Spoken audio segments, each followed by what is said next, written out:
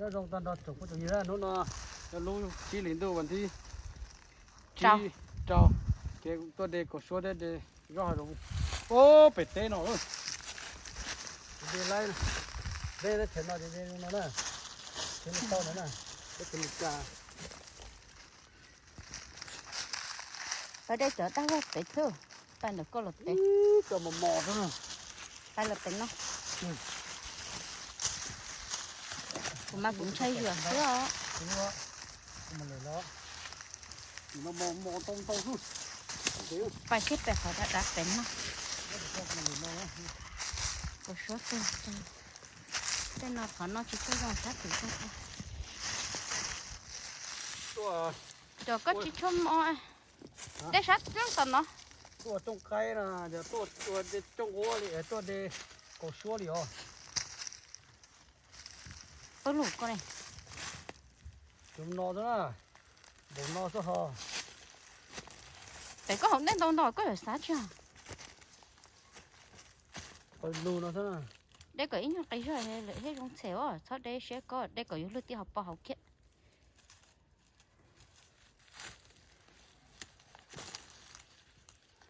ô để bữa có thống tỏ chỉ có mót đùa luôn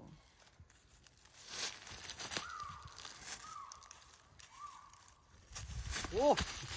ต้นดื้อซะน่ะ cái chuyện nào với các cơn mót đùa ha กูว่าเหนียวจะต้นดื้อนะซะมาใจมีอีซะโอ้ขอรอนะฮะต้นเตาด้วยน้ำมองที่อยู่หัวใจที่นู้นนอนที่ตรงเดียว để có sống việc có phải tỏ kêu không tông đâu đây là có sống thọ đây chỉ nhớ phải rất là tỏ đây cái một tỏ có mà chả xả chỉ bói ở đây tao thử rồi cho có cho tán ho ai yo chỉ cho nó món luôn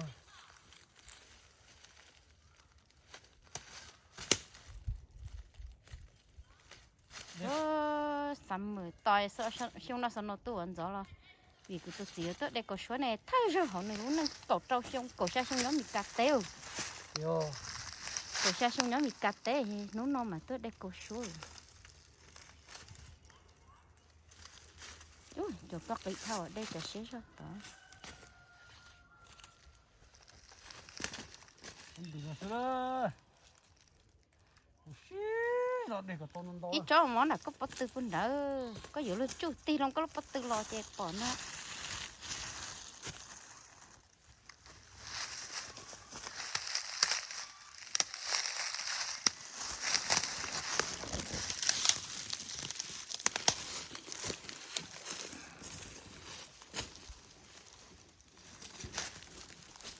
anh đầu nó hả ô rồi vô lên lề tao có nếm mò ô tôi nó nó tôi lu tôi phố bể cái lô cái chế nào tôi lu để cổ xuống cái đấy là con tàu à nó chỉ tạt ồ lên tàu thế con nào thế này tên nó chỉ cổ số thông ra cái lô chế phố bể hải rong nó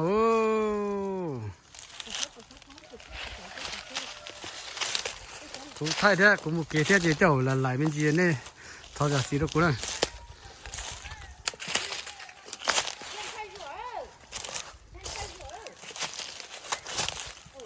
phải có trên tủ đen cái này phải có trên tủ đen nó tiêu mua nó cái này nó đó cột xuống đây cột xuống bây giờ để chờ nó gì cột xuống gì đây nó nè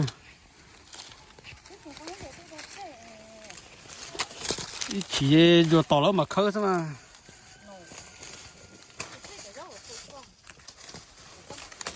mua thế để cho cái mà mềm ha ô tôn tử số nữa bây giờ nó có số là có số để chấn nó thì nó số nữa này bao rồi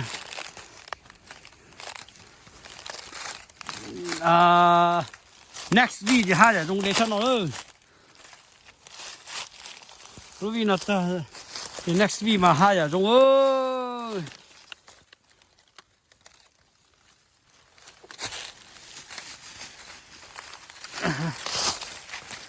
do hai rong nó chỉ chụp bảo mua để chỉ lo nè để tên nè đâu cứ nó lại rồi太少thả những con nước trên đây thả nha đây cái tạc đó cái nó giờ tận thôi nè nó mòn nhộng nó thôi nè cô số nè rồi bây giờ mình cắt tê thì chúng nó sao rau hạt rong thì tôi đi nó sao nè nó rau ok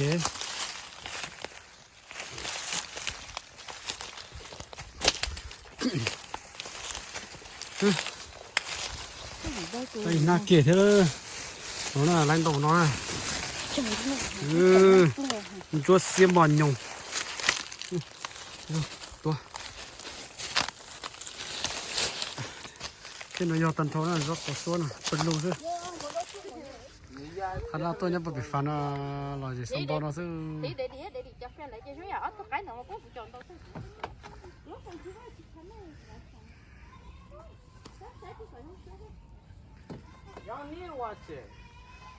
tôi sẽ tay này cái bật lù nó này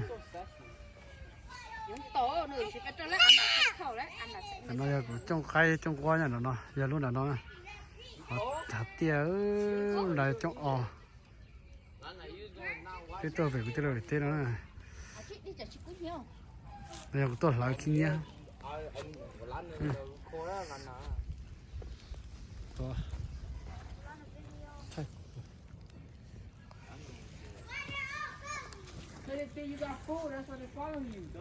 ô là bên nó chặt chân đó sẵn ra để đại học bông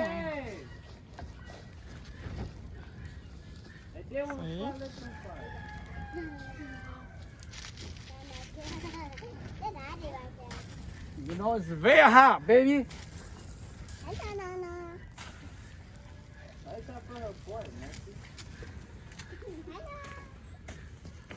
Cái chỗ tử nó đó, bây giờ chỉ cái nó đó, cái chỗ tử nó đó. Cái tao chạy mà bây giờ chỉ cái nó. hay là đây đi tới hai luôn muốn chim mình hết này tới cho hai cháu tới hai cháu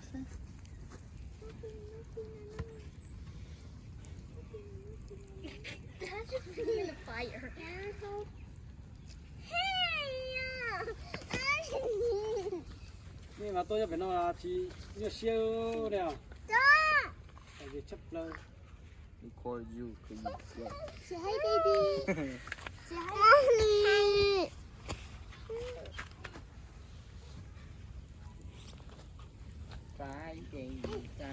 Bây giờ một thay chụp tay ô chicken. Rồi chicken tàu đâu.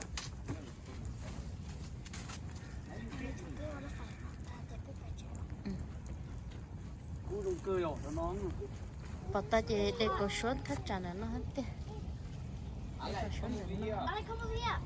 giờ nó ốp rồi Is it hot now?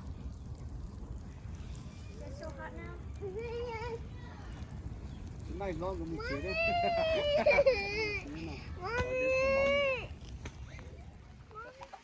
Ok, trong đủ đó. Chị ta cái một ta nữa, chị một chế nữa. Cho nên trong đó cái lọc bự lại chị một chế nữa. Chúng cái chúng ti nữa, chúng cái chúng dư nữa. Sau cho nhiều một chế rồi chị họ nói giờ cái lú trồng cây theo lú trồng qua theo cái lú và cây này. Sau họ nó để nó giờ tôi lo cây đi, theo tôi bỏ cây đi. Ok hình cứ sẽ khởi cho cây mình ban chủ nó trong đủ gì. Chỉ thay là này sai nè, bây giờ tôi lau về bự, lấy dùng nó tổ chén nó rất là tôi chơi ông bự tiêu, lấy xí lú tiêu bé lần bự tôi dễ nó xưa hay đấy, chả chỉ là dùng liệu xí nước nón thôi,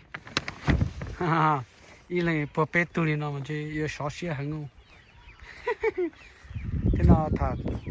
cái cho nó cho lô xí mà nên cho xả đi chả này. nó giờ có cho mình nhỏ cây xiềng cây kia nè tu non nó cháu nó nè kia đấy tu kia thì nó sẽ lỏ rồi nó